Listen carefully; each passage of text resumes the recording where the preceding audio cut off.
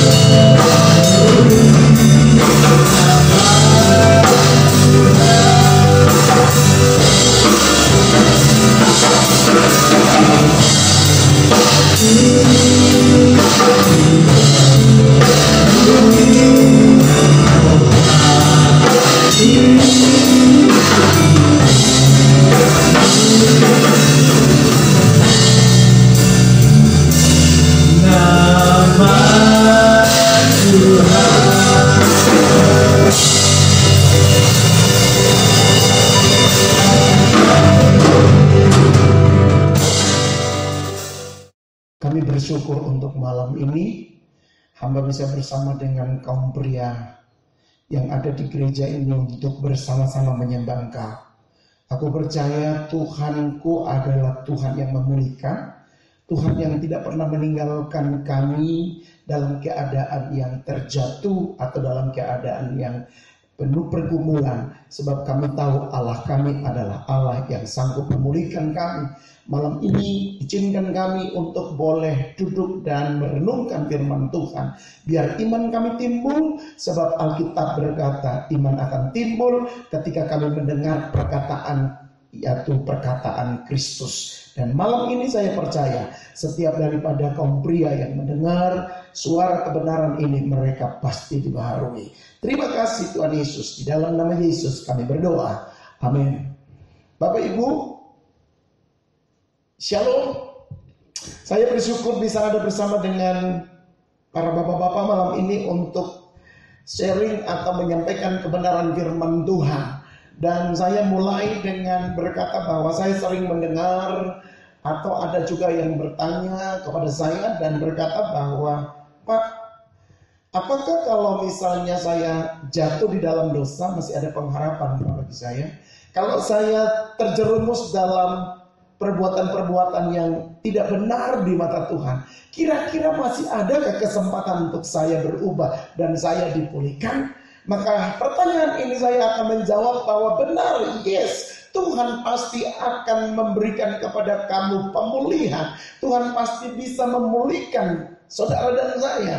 Sebab saya tahu persis bahwa pemulihan itu adalah salah satu sifat dari Tuhan yang layak untuk dialami, dirasakan, diterima oleh saudara dan saya sebagai umatnya. Artinya bahwa Tuhan berdiri bukan sebagai hakim atas kesalahan saudara, tapi dia berdiri dan dia mengulurkan tangan untuk memulihkan keadaanmu.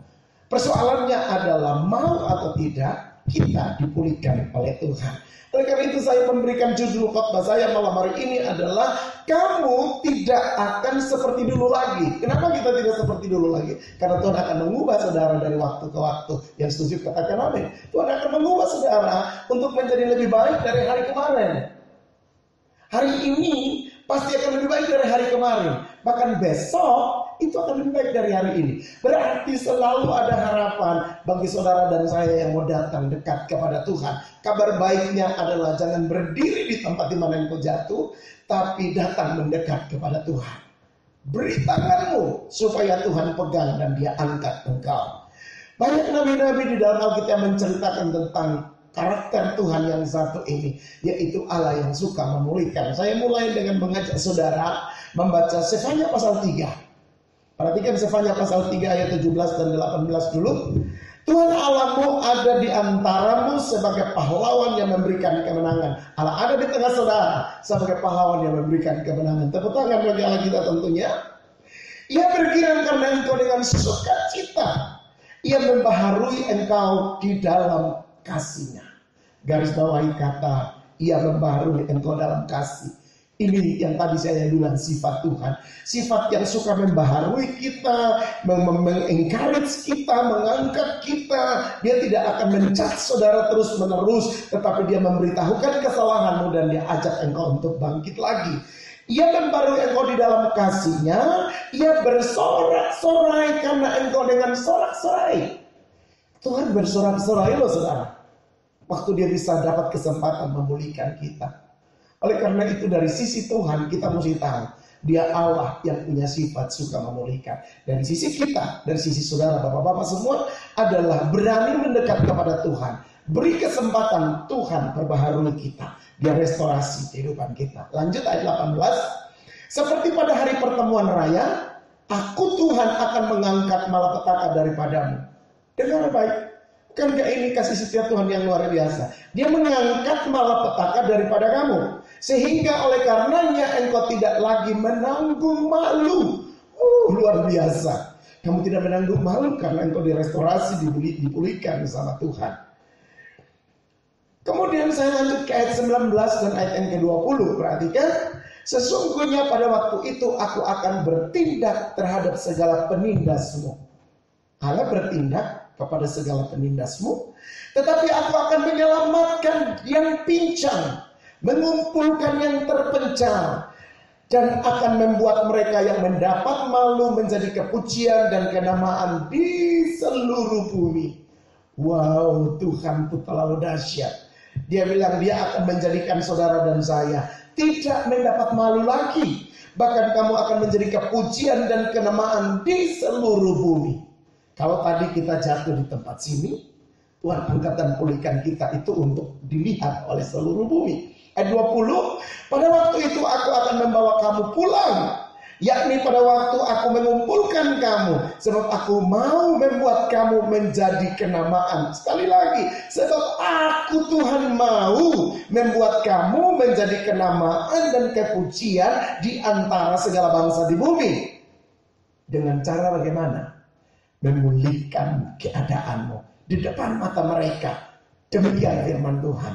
Jadi Tuhan punya pesan yang paling kuat adalah bahwa Dia akan memulihkan keadaanmu di depan mereka. Demikian firman Tuhan.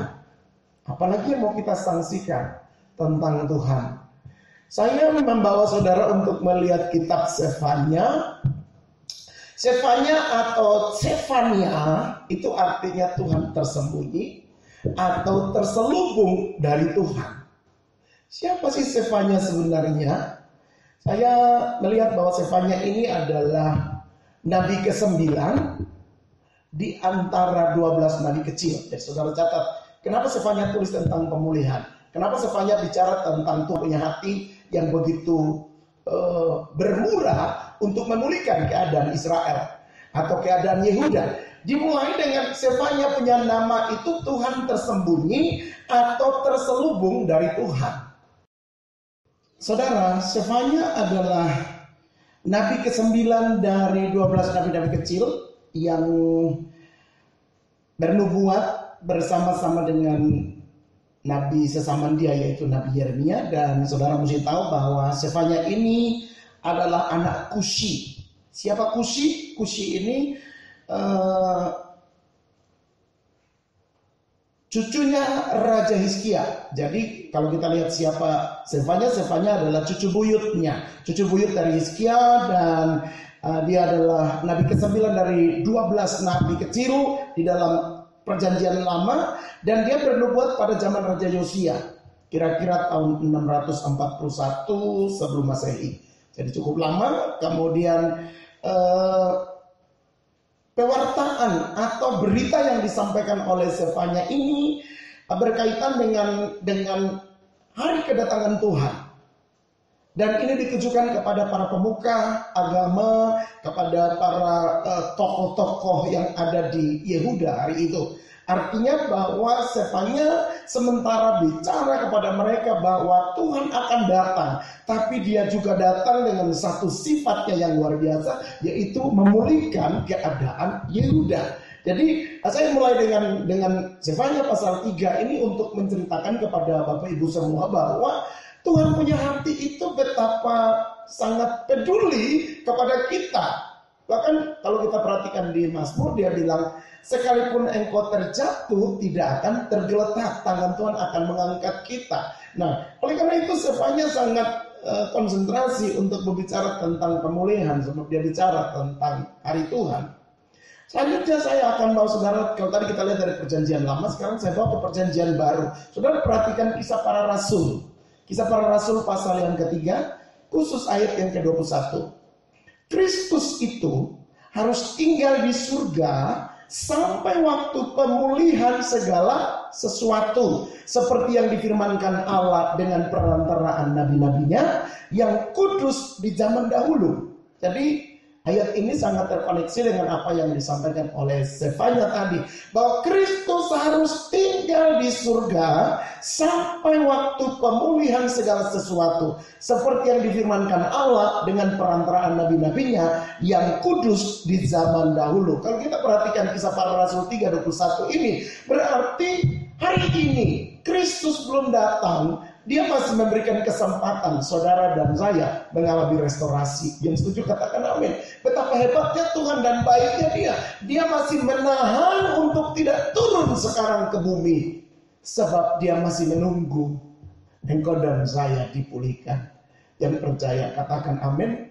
Artinya ada sebuah ruang yang terbuka. Hari ini bagi siapapun juga yang percaya kepada Yesus Kristus Tuhan, bahwa ada waktu restorasi yang Tuhan sediakan bagi saudara. Ada waktu pemulihan yang Tuhan sediakan bagi kamu. Karena itu pergunakan waktu ini.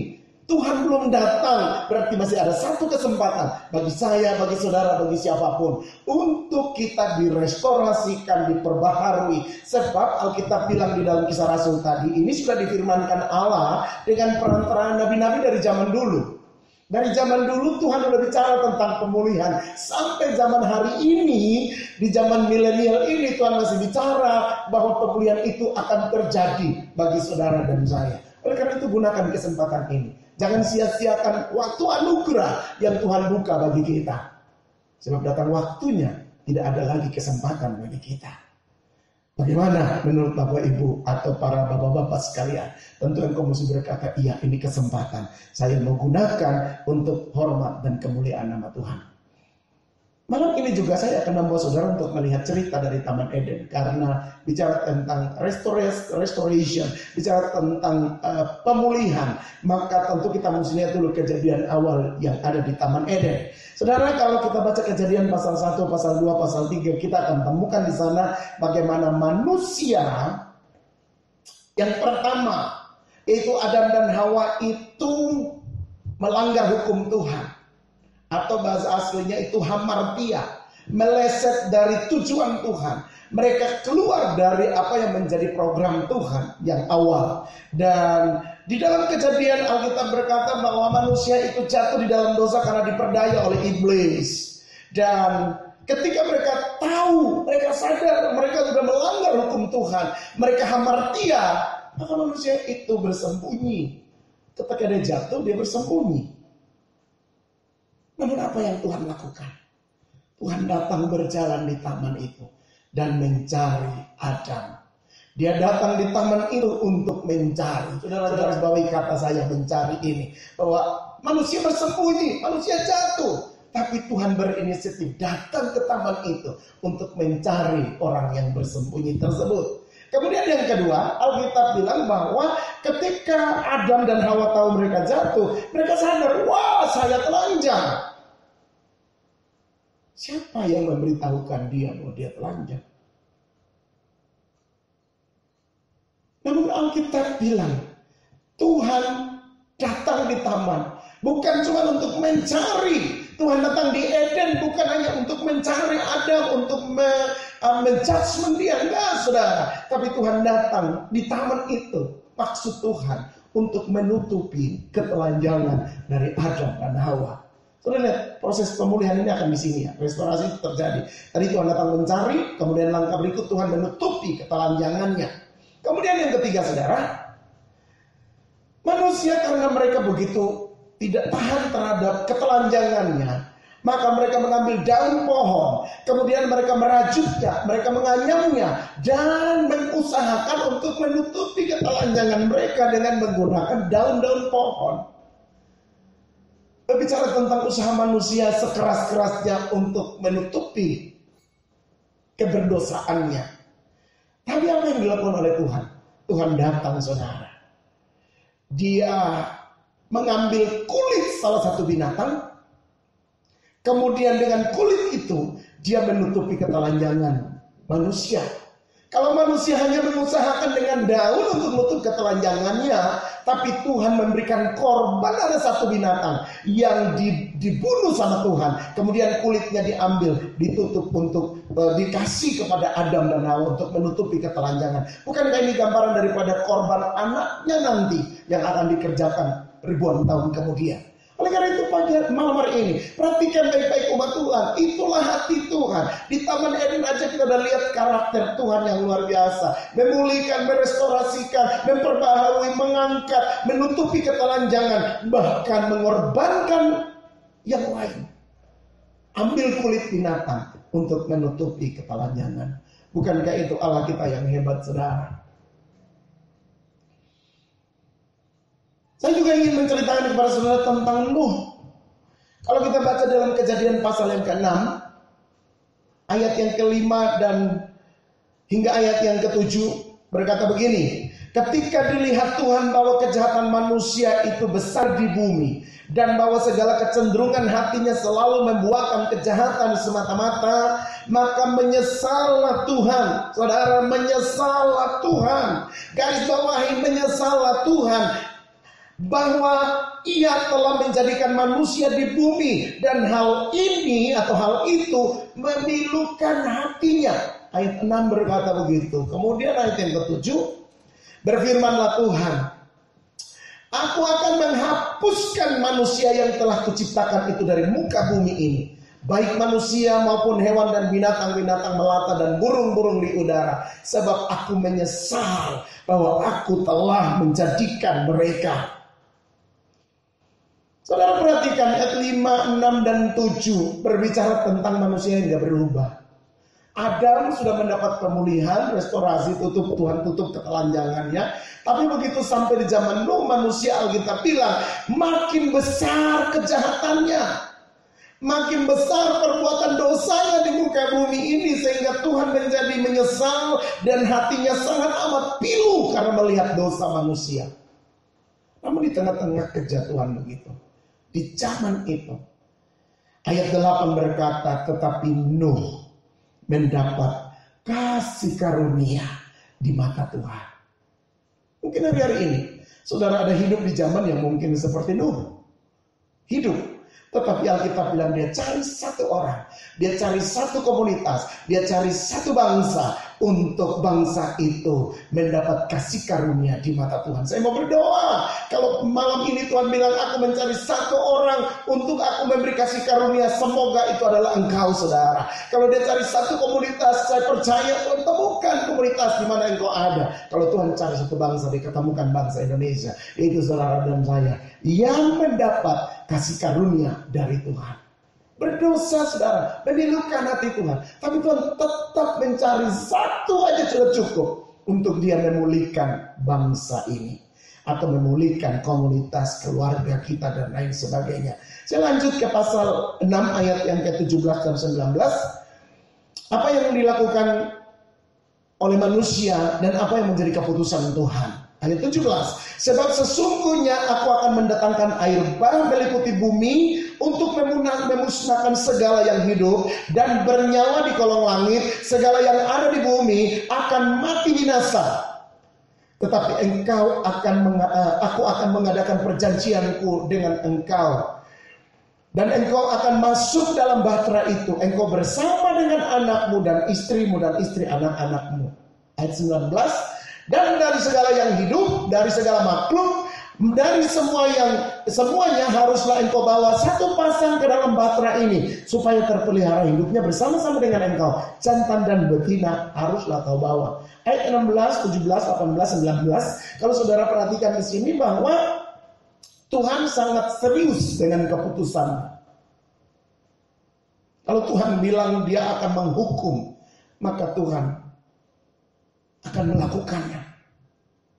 Dan Alkitab bilang Tuhan bikin perjanjian dengan Nuh. Perjanjian apa? Yang pertama, Tuhan suruh Nuh bangun bahtera, bangun kapal. Sebab dengan kapal itu Nuh bersama istri dan anak-anak beserta menantunya akan diselamatkan. Sekali lagi, bukankah ini gambaran kasih karunia, pertolongan, cara Tuhan untuk memulihkan satu bangsa menjadi lebih baik lagi. Dia sediakan bahtera. Jadi kalau hari-hari ini kita bilang kita jatuh dan tidak ada pertolongan, tidak ada kebaikan Tuhan lagi, salah. Tuhan menyediakan bahtera. Persoalannya adalah engkau jadi orang yang memperkenankan Tuhan tidak. Kamu bisa menjadi pribadi yang berkenan kepada Tuhan tidak. Nuh contohnya, di tengah orang yang Tuhan mau murkai, yang Tuhan mau hukum, ada Nuh yang diselamatkan dalam bahtera. Ini gambaran kepada setiap saudara yang percaya kepada Yesus Kristus Tuhan. Kamu akan masuk dalam bahtera keselamatan. Sebab dia mati di atas kayu salib untuk saudara dan saya. Nah, oleh karena itu perhatikan. bahwa Tuhan berjanji, bikin perjanjian dengan Nuh, bahwa aku akan menyelamatkan engkau dan keluarga. Hari ini Tuhan cari satu keluarga untuk diselamatkan dari kehancuran. Dan dia mau pulihkan orang yang dia dapati, yaitu engkau dan saya. Yang setuju tepuk tangan bagi Allah kita. Haleluya. Saya lanjut ke ayat 20, saudara. Lalu Nuh mendirikan mezbah bagi Tuhan dari segala binatang yang tidak haram dan dari segala burung yang tidak haram. Diambilnyalah beberapa ekor, lalu ia mempersembahkan korban bakaran di atas mezbah itu. Ketika Tuhan mencium persembahan yang harum itu, berfirmanlah Tuhan dalam hatinya, aku takkan mengutuk bumi ini lagi karena manusia. Sekalipun yang ditimbulkan hatinya adalah jahat dari sejak kecilnya, dan aku takkan membinasakan lagi segala yang hidup seperti yang telah kulakukan. Selama bumi masih ada, takkan berhenti musim menabur dan musim menuai, dingin dan panas, kemarau dan hujan, siang dan malam. Kejadian pasal 8 ini berbicara tentang kondisi setelah air bah surut. 40 hari, 40 malam. Bahtera Nuh itu terombang-ambing di air bah, di atas air bah. Tapi ketika hari yang ke-40, bahtera itu udah bisa bersandar, udah bisa kandas karena air itu mulai surut. Saya berkata bahwa Tuhan kita adalah Tuhan yang tidak untuk selama-lamanya menghukum, tapi ada waktu belas kasihannya bagi kita. Yang setuju katakan amin. Tuhan tidak selama-lamanya memurkai kita. Ketika dia temukan ada orang yang hatinya berkenan, Tuhan akan pulihkan keadaannya. Oleh karena itu, pasal yang ke-8 ayat 20-22 ini adalah setelah air itu surut dan Tuhan berkata kepada Nuh, sekarang kamu boleh keluar bersama dengan semua isi bahteramu untuk kembali memijak bumi. Apa yang terjadi, saudara? Ketika Nuh turun dari bahtera, yang pertama dilakukan oleh Nuh, catat baik-baik, yang pertama dilakukan oleh Nuh, dia tidak meloncat sini sana, dia tidak, wah sudah kering ya, wah saya saja yang diselamatkan, tidak. Tapi Nuh memprioritaskan Tuhan dengan cara apa? Alkitab di dalam Kejadian 18 ayat 20 dia katakan di situ, lalu Nuh mendirikan apa, saudara? Mezbah. Nuh mendirikan mezbah bagi siapa? Bagi Tuhannya yang telah menyelamatkan dia. Prioritas dalam sebuah pemulihan adalah membuat mezbah bagi Tuhan. Nah, oleh karena itu Nuh membuat mezbah. Kemudian dia ambil semua binatang yang tidak haram, semua binatang yang tidak haram, baik itu dari lembu sapi, dari burung, kemudian dia menyembelihnya dan dia membakar korban di atas mezbah itu. Ketika korban itu dibakar, Alkitab bilang, oh asapnya itu naik sampai ke penciuman Tuhan. Dan ketika Tuhan mencium bau korbannya Nuh, apa yang Tuhan lakukan? Lihat ayat 21. Ketika Tuhan mencium persembahan yang harum itu. Jadi bukan sembarang persembahan, saudara. Persembahan yang harum, menyenangkan, menyukakan Tuhan. Maka berfirmanlah Tuhan dalam hatinya, aku takkan mengutuk bumi ini lagi karena manusia, sekalipun yang ditimbulkan hatinya itu adalah jahat dari sejak kecilnya. Garis bawahi ini kemurahan Tuhan untuk saudara. Betapa Tuhan itu hatinya ditahan ketika dia lihat manusia berdosa, tetapi dia berkata, aku tidak akan lagi mengutuk bumi ini dengan air bah. Caranya bagaimana, saudara? Tuhan meletakkan busurnya di atas awan sana. Untuk apa? Menjadi tanda, menjadi pertanda bahwa Tuhan tidak akan memusnahkan bumi lagi dengan air bah. Setiap kali kamu lihat pelangi mungkin, kamu mesti ingat itu ada janji Tuhan. Kalau tadi janji Tuhan yang pertama, Nuh masuk dalam bahtera. Janji Tuhan yang kedua adalah Tuhan tidak akan memusnahkan lagi bumi dengan air bah. Artinya kalau tadi cuma Nuh sekeluarga yang diselamatkan, sekarang kalau lihat ada tanda busur, artinya pemulihan Tuhan lebih dahsyat. Bukan cuma Nuh sekeluarga, tapi seisi dunia tidak akan Tuhan binasakan dengan air bah. Sekalipun kejahatan mereka dari kecil, Alkitab bilang. Ini yang saya bilang, konsep Tuhan untuk memulihkan umatnya itu tidak seperti hari ini.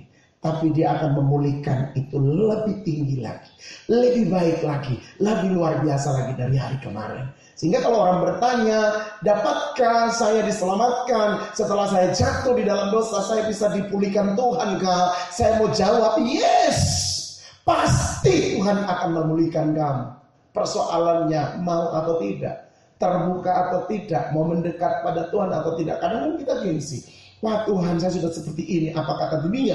Apa kata orang? Apa kata teman-temanku? Saya sudah begini. Pasti yang datang itu cuma perkataan menjudge. Mereka akan bicara tentang kejelekanku, tentang kejatuhanku, bla bla bla bla. Tapi bagi Tuhan, lihat dua contoh di Taman Eden dan Bahtera berbicara tentang hati Tuhan, yang adalah karakter dia, sifatnya Tuhan yang paling luar biasa. Adalah kalau dia ketemu engkau jatuh, dia mau pulihkan. Dia kalau ketemu kamu dalam keadaan terjerembab di dalam lembah hitam sekalipun, Tuhan pasti datang untuk memulihkan engkau. Yang percaya katakan amin dan tepuk tangan bagi Allah kita. Haleluya, haleluya, haleluya. Jika demikian, timbul pertanyaan, apa sih itu yang sebenarnya yang disebut pemulihan? Apa sih pemulihan itu sesungguhnya? Pemulihan atau restoration. Saudara perhatikan, ini berasal dari satu kata, yaitu apokatastatis. Ikuti dengan saya, apokatastatis. Yaitu dalam arti yaitu the more perfect state before the fall. Artinya tempat yang lebih sempurna dari sebelumnya. Apokatastatis ini adalah Tuhan akan mengubah saudara dari tempat yang tadi, kemudian engkau jatuh, dia membuat engkau lebih sempurna, lebih perfect dari yang sebelumnya. Jadi dengar baik. Kalau hari ini mungkin engkau merasa hidup keluargamu, mana mungkin Tuhan pulihkan. Jangan pernah menyerah. Kalau Tuhan pulihkan keadaanmu, Alkitab bilang keadaanmu itu seperti orang bermimpi. Ada amin saudara? Tuhan bisa pulihkan kapan saja. Oleh karena itu apokatastatis ini adalah the more perfect stage before the fall. Artinya bahwa tempat yang lebih sempurna yang Tuhan akan berikan dari keadaan kamu yang sebelumnya. Kalau tadi cuma segini, kamu mengalami kejatuhan mungkin, terus kamu mengalami restorasi, dipulihkan Tuhan. Tuhan angkat kamu lebih tinggi, tidak seperti tempat yang tadi.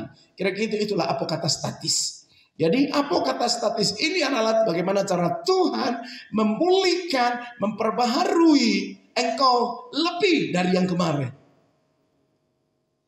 Lebih mantap lagi, lebih luar biasa lagi, lebih dahsyat lagi. Yang setuju dengan saya, tepuk tangan dulu bagi Allah kita tentunya. Saya akan bawa saudara untuk baca Mazmur pasal 126. Bagaimana cara Tuhan memulihkan kita. Mazmur 126, perhatikan dari ayat yang pertama, nyanyian ziarah. Ketika Tuhan memulihkan keadaan Sion, keadaan kita seperti orang-orang yang bermimpi. Pada waktu itu mulut kita akan penuh dengan tertawa dan lidah kita dengan sorak-sorai. Pada waktu itu berkatalah orang di antara bangsa-bangsa, Tuhan telah melakukan perkara besar kepada orang-orang ini. Dengar baik ayat yang kedua, Alkitab bilang bahwa waktu itu berkatalah orang-orang di antara bangsa ini bahwa Tuhan telah melakukan perkara besar kepada orang-orang ini. Tuhan telah melakukan perkara besar kepada kita, maka kita bersuka cita. Perhatikan ayat yang keempat. Pulihkanlah keadaan kami ya Tuhan, seperti memulihkan batang air kering di tanah Negeb. Orang-orang yang menabur dengan mencucurkan air mata akan menuai dengan bersorak-sorai. Bahkan orang yang berjalan maju dengan menangis sambil menabur benih, pasti pulang dengan sorak-sorai sambil membawa berkas-berkasnya. Perhatikan 6 ayat dari Mazmur 126 ini menceritakan tentang Tuhan yang punya hati yang begitu luar biasa. Mau memulihkan Sion. Siapa Sion? Sion itu orang benar, yaitu saudara dan saya. Maka keadaanmu seperti orang yang bermimpi, Alkitab bilang. Bahkan Tuhan melakukan perkara-perkara besar kepada saudara dan saya supaya kamu bersuka cita. Bukan cuma itu, tapi Tuhan melakukan itu supaya bangsa-bangsa yang ada di sekitar kita melihat bahwa Allah yang engkau sembah itu Allah yang memulihkan keadaan. Mungkin mereka akan bertanya, tolong dong kasih tahu bagaimana caranya sehingga bisa jadi seperti kamu. Dengar, orang-orang akan datang melihat pemulihan itu. Dan mereka bertanya, siapa yang melakukan ini? Dan itu kesempatan saudara bisa bersaksi. Kesempatan bapak-bapak bisa menyatakan bahwa sesungguhnya kalau aku jadi seperti hari ini, itu semata-mata karena Tuhan. Tepuk tangan bagi Allah kita. Jadi Mazmur pasal 126 ayat 1-6 ini menceritakan tentang bagaimana Tuhan mau memulihkan keadaan saudara dan saya. Yang setuju katakan amin. Kira-kira mengapa sih Tuhan mau memulihkan kita? Sehebat apa sih saudara dan saya sehingga Tuhan rela-rela mau memulihkan saudara dan saya? Saya punya 2 hal untuk menunjukkan kepada kenapa Tuhan ingin memulihkan saudara. Yang pertama, Tuhan mau saudara, catat baik-baik. Tuhan mau saudara menikmati hidup di dunia ini seperti di sorga. Seperti doa Bapa kami, jadilah kehendak-Mu di bumi seperti di surga. Jadi poin yang pertama, kenapa Tuhan mau memulihkan keadaan kita? Catat baik-baik yang pertama. Supaya kamu menikmati hidupmu di dunia ini seperti di surga. Kamu bisa menikmati surga di rumahmu hari ini. Engkau bisa menikmati surga di tempat bisnismu. Engkau bisa menikmati surga di dalam kariermu. Engkau bisa menikmati Tuhan dalam apa lagi? Banyak hal. Di keluargamu, di relasimu, engkau nikmati Tuhan di situ atau menikmati keadaan suasana surga. Itu pertama, Tuhan mau supaya, kenapa Dia mau pulihkan kita? Supaya kamu menikmati bumi ini seperti di surga. Yang kedua, mengapa Tuhan mau memulihkan keadaan kita? Cuman satu. Seperti yang dikatakan dalam Mazmur 126 tadi. Kalau Dia memulihkan Sion. Orang-orang yang ada di sekitar kita akan berkata bahwa Tuhan telah melakukan perkara besar kepada orang-orang ini. Ada satu perkataan yang keluar dari mulut bangsa-bangsa. Dengar baik bapak-bapak sekalian. Akan keluar perkataan dari mulut bangsa-bangsa. Waktu dia melihat Bapak dipulihkan. Waktu dia melihat keluargamu dipulihkan. Waktu dia lihat bisnis dipulihkan. Dia akan berkata, Tuhan telah melakukan perkara besar kepada orang ini. Maka saya bilang poin yang kedua adalah, kenapa Tuhan mau pulihkan keadaan kita? Sebab engkau mau dijadikan representasi daripada karya Allah dalam kerajaannya. Tuhan mau jadikan engkau dan saya ini representatif of Christ kingdom. Dia mau jadikan engkau dan saya ini perwakilan kerajaan Allah. Supaya orang melihat saudara, dia melihat kerajaan Allah. Dia melihat Bapak ini, wow, ini orang tidak main-main, ini warga kerajaan Allah. Kita menjadi saksi, kita menjadi representasi dari kerajaan Allah. Jadi 2 lain. Yang pertama, Tuhan mau kau nikmati surga di bumi. Kemudian yang kedua, Tuhan mau jadikan engkau etalasenya surga. Supaya orang lihat surga tidak usah jauh-jauh. Dia melihat dalam engkau dan saya. Dia temukan ada Kristus di sana. Dari 2 hal yang kita belajar tentang mengapa Tuhan mau memulihkan keadaan saudara dan saya. Maka kita mesti mengerti konsep Tuhan dulu. Kalau Tuhan pulihkan itu kayak apa? Supaya engkau menjadi kuat dan engkau tidak menjadi segan untuk mendekat kepada Tuhan. Sebab kalau engkau mengalami pemulihan, engkau mesti tahu bagaimana cara kerja Tuhan. Memulihkan kita tuh kayak apa? Prinsip-prinsipnya itu seperti apa? Kalau kita mengerti itu, maka engkau akan tidak takut untuk datang kepada Tuhan. Menyerahkan hidupmu kepada Dia. Nah, perhatikan apa yang menjadi cara kerja Tuhan. Saya bawa saudara untuk membaca Keluaran pasal 22. Ayat yang pertama. Apabila seorang mencuri seekor lembu atau seekor domba dan membantainya atau menjualnya, maka dia harus membayar gantinya, yakni 5 ekor lembu ganti lembu itu dan 4 ekor domba ganti domba itu.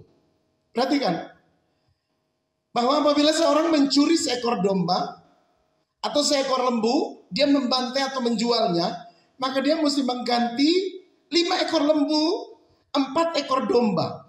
Artinya begini, kalau ada yang tercuri dari saudara, ada yang hilang dari saudara, kan Alkitab bilang ketika kita jatuh dari dalam dosa, kemuliaan itu hilang.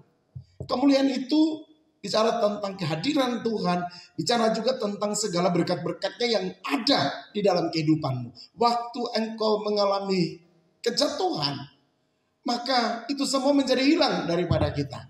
Dengar baik, itu seperti sesuatu yang tercuri dari kita.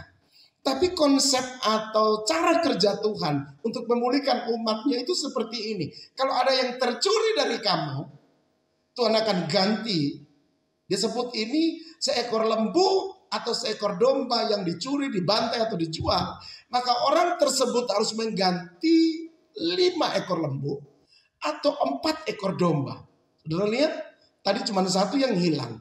Ketika dikembalikan, itu menjadi 5 ataupun 4 ekor bagi saudara. Dari ayat ini artinya begini, Tuhan akan mengembalikan segala sesuatu yang hilang daripadamu, tidak seperti level yang tadi. Kalau cuma tercuri 1, dia tidak bisa ganti cuma 1, saudara.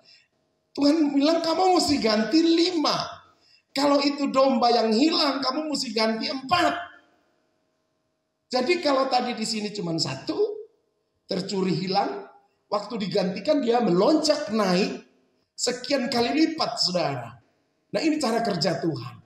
Kalau iblis mencuri sesuatu daripadamu waktu engkau mengalami kejatuhan, ketika engkau mengalami restorasi dari Tuhan, Tuhan angkat engkau lebih tinggi lagi. Tuhan akan bawa engkau maksimal mungkin, semaksimal mungkin di dalam apa yang engkau lakukan. Jadi konsep Tuhan adalah memperbarui kamu. Tidak seperti waktu hari ini, tapi dia akan bikin kamu lebih meningkat dari hari kemarin. Kemudian 1 ayat lagi saya bawa ke dalam Keluaran 22 ayat yang ke-9. Dalam tiap-tiap perkara pertengkaran harta, baik tentang seekor lembu, tentang seekor keledai, tentang seekor domba, tentang sehelai pakaian, baik tentang barang apapun yang kehilangan, kalau seorang mengatakan ini kepunyaanku, dengar baik, maka perkara kedua orang itu harus dibawa ke hadapan Allah. Siapa yang dipersalahkan oleh Allah haruslah membayar kepada temannya ganti kerugiannya itu 2 kali lipat. Haleluya. Perhatikan baik-baik. Kalau ada sesuatu yang hilang, tercuri dari kamu, tak usah susah, saudara. Alkitab bilang bawa perkara itu di hadapan Allah. Bawa perkara itu di hadapan Allah. Berapa banyak dari bapak-bapak ketika engkau mengalami kesulitan di dalam pergumulan hidupmu, engkau bawa persoalan itu di hadapan Allah. Atau engkau menggerutu, engkau mempersalahkan Tuhan, engkau mempersalahkan orang lain, engkau bisa mempersalahkan keadaan. Tetapi Alkitab mengajarkan kepada kita dari Keluaran 22 ayat 9 ini, bahwa maka perkara kedua orang itu harus dibawa ke hadapan Allah. Mari kita belajar untuk membawa setiap perkara kita, kesulitan kita, pergumulan kita ke hadapan Allah. Siapa yang dipersalahkan oleh Allah? Alkitab bilang haruslah membayar kepada temannya itu ganti kerugiannya itu 2 kali lipat. Yang setuju katakan amin. Ini cara kerja Tuhan. Ini prinsip Tuhan. Kalau dia mau memulihkan konsepnya itu adalah dia menggantikan lebih. More and more untuk saudara. Makin lebih dan makin lebih. Oleh karena itu kalau kita ngerti prinsip Tuhan ini, kita tidak akan main-main dengan Tuhan. Kita akan tahu bahwa sekalipun aku jatuh, itu tidak boleh tergeletak. Sebab tangan Tuhan akan mengangkat. Dia bukan cuma mengangkat saja, tapi dia menaruh engkau dan saya pada posisi yang paling strategis lagi. Melebihi posisi yang kemarin. Bisa mengerti ini? Oh, oleh karena itu, kalau kita sudah mengerti cara kerja Tuhan atau konsepnya Tuhan, maka kita mesti mengerti bahwa dari Tuhan itu adalah dia pasti bikin kita lebih dari yang kemarin. Dia akan bikin kita lebih dari yang lalu. Dia akan bikin kita naik sampai kepada posisi yang paling top di dalam hidup saudara dan saya. Nah, bagaimana caranya? Kalau itu tadi itu konsepnya Tuhan atau cara kerjanya Tuhan. Bagaimana atau apa yang saudara dan saya mesti lakukan? Cara apa yang mesti kita lakukan supaya kita mengalami pemulihan? Dari Tuhan kita udah mengerti. Kita sudah lihat tadi dari cerita di Taman Eden, cerita tentang Nuh. Kemudian kita sudah melihat apa yang Tuhan kasih di dalam hukum Taurat kepada bangsa Israel tentang Tuhan akan memberikan kesempatan orang yang terhilang, tercuri itu diganti 5 kali lipat, 4 kali lipat, bahkan 2 kali lipat. Ini cara kerja Tuhan. Nah, kita mesti punya sebuah cara kerja supaya pemulihan itu, restorasi itu terjadi di dalam kehidupan kita. Bagaimana cara? Yang pertama saudara, kamu mesti perhatikan Yohanes pasal 4. Kalau kita temukan Yohanes pasal 4, maka kita akan melihat bahwa ada satu cerita Tuhan datang di sebuah sumur di mana dia bersama murid-muridnya itu hendak menimba air di sumur itu, tapi tidak ada timba. Kemudian datang seorang perempuan yang Alkitab bilang perempuan itu telah punya 5 suami. Dan dia datang di siang hari untuk menimba air. Dan yang luar biasa adalah dia bertemu dengan Tuhan Yesus. Dan Tuhan Yesus bilang, "Hai perempuan, kalau engkau minum air ini kau pasti haus lagi. Tapi kalau engkau minum air yang aku berikan, maka engkau tidak akan haus lagi untuk selama-lamanya." Nah, yang pertama yang saya mau bilang, supaya kita mengalami pemulihan atau restorasi dalam hidup ini, maka kamu mesti temukan air yang tidak akan habis di dalam kehidupan saudara. Bagaimana cara menemukannya? Alkitab tadi bilang perempuan itu datang ke sumur. Sumur itu menggambarkan sumber. Ketika dia datang di sumur itu, sumur Yakub, dia bukan cuma temukan air, tapi dia menemukan sang air hidup, yaitu Yesus Kristus Tuhan. Ketika dia ketemu sumber air, yaitu Yesus Kristus Tuhan, air hidup itu, Alkitab bilang perempuan itu berubah. Perempuan itu menjadi orang yang diubahkan Tuhan, dipulihkan Tuhan. Dan dia mengalami kehidupan yang dibaharui. Jika engkau mau mengalami pemulihan, cara pertama yang harus engkau dan saya lakukan, temukan air yang tidak akan habis, yaitu temukan Yesus Kristus Tuhan sebagai sumber, sebagai resource bagi saudara dan saya. Kalau engkau temukan Tuhan, saya percaya dia pasti akan memulihkan segala sesuatu yang tidak beres dalam hidup kita. Bapak-bapak yang dikasihi Tuhan Yesus Kristus, pastikan dalam hidup ini, jika engkau merindukan terjadi pemulihan dalam hidupmu, maka engkau mesti temukan Yesus sebagai sumber pemulih bagi kita semua. Kemudian yang kedua, tadi kita baca Mazmur 126 berkata begini, orang yang menabur dengan mencucurkan air mata, pasti dia pulang dengan bersorak-sorai. Orang yang menabur benih orang yang maju dengan menangis sambil menabur benih, pasti pulang dengan bersorak-sorai. Mazmur 126 ini menggambarkan tentang Tuhan memulihkan Sion. Dan cara supaya memulihkan Sion, kamu harus berani menabur dengan mencucurkan air mata. Menabur sambil menangis. Konotasi menabur itu tidak selalu berbicara tentang finansial, keuangan.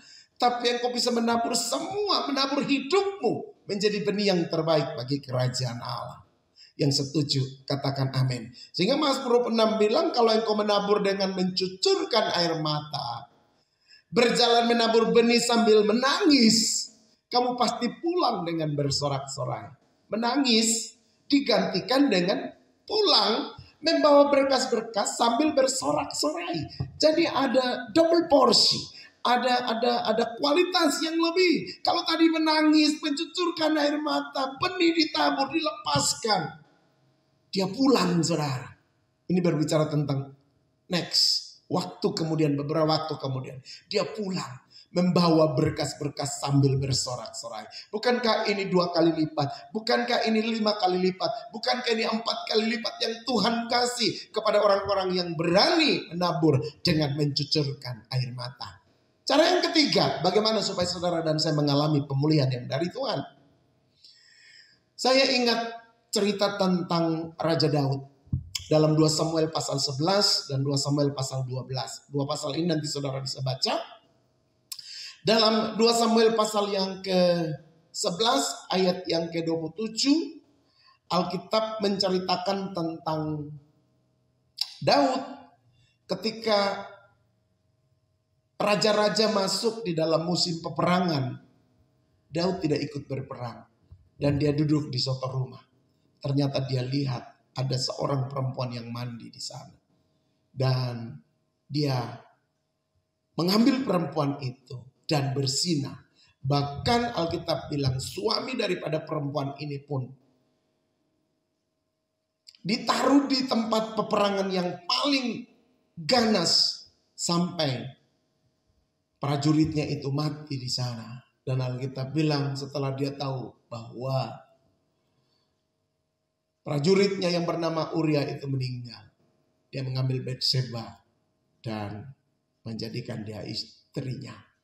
Tapi Alkitab punya cerita yang luar biasa bahwa setelah anak itu dilahirkan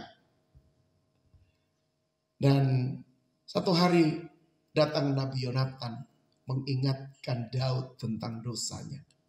Apa yang terjadi saudara? Insaf dan dia sadar bahwa dia jatuh di dalam dosa.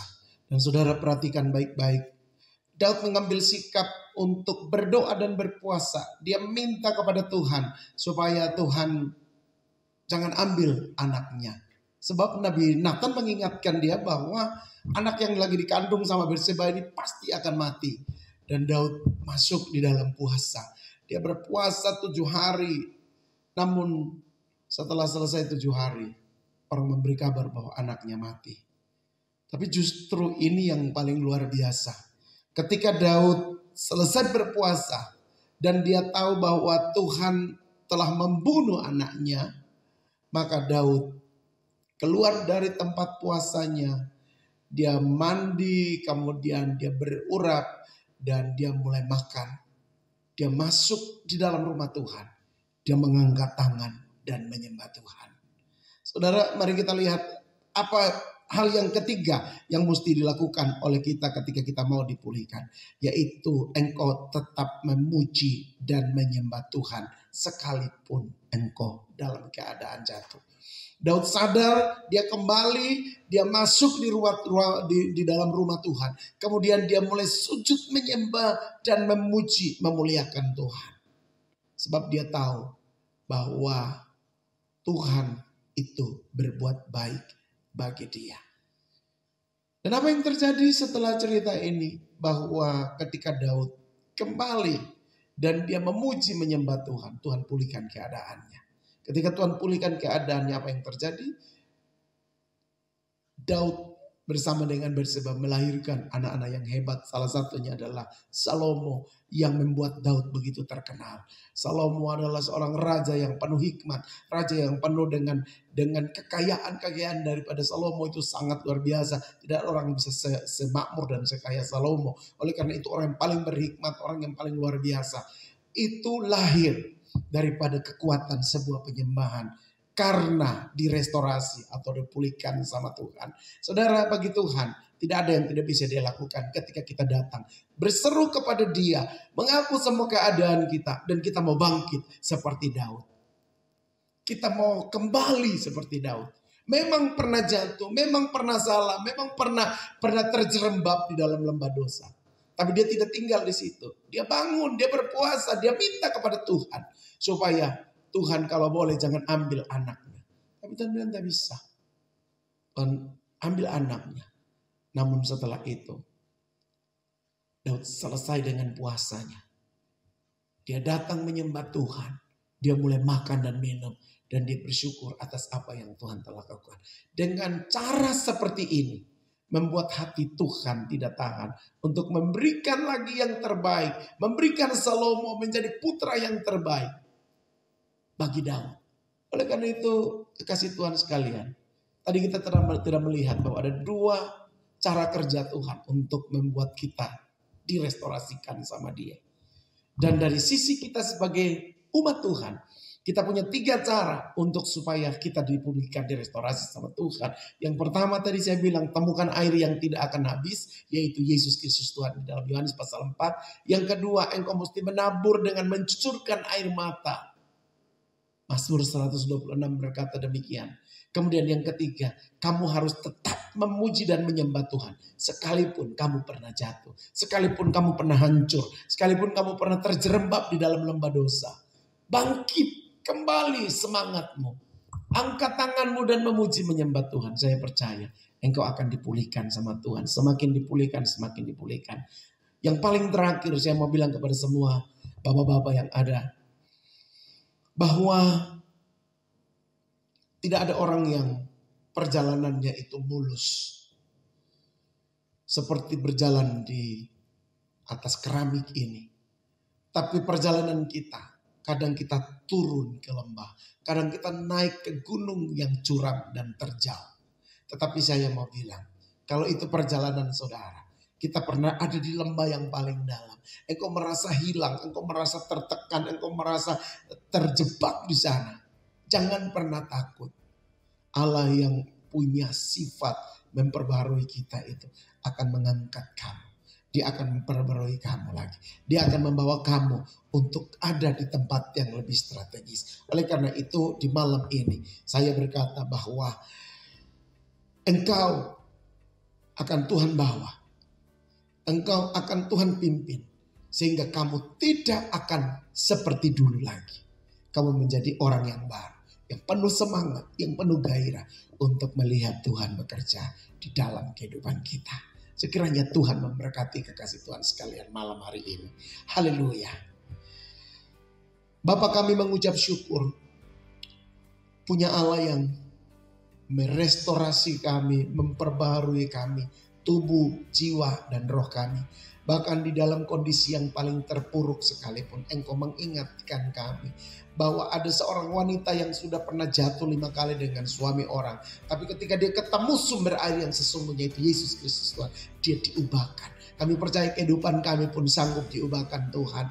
Mungkin kami adalah orang-orang yang sementara menabur dengan mencucurkan air mata. Kami tahu ada waktu Tuhan akan membangkitkan kembali kami. Karena kami akan pulang dengan membawa berkas-berkasnya sambil bersorak-sorai.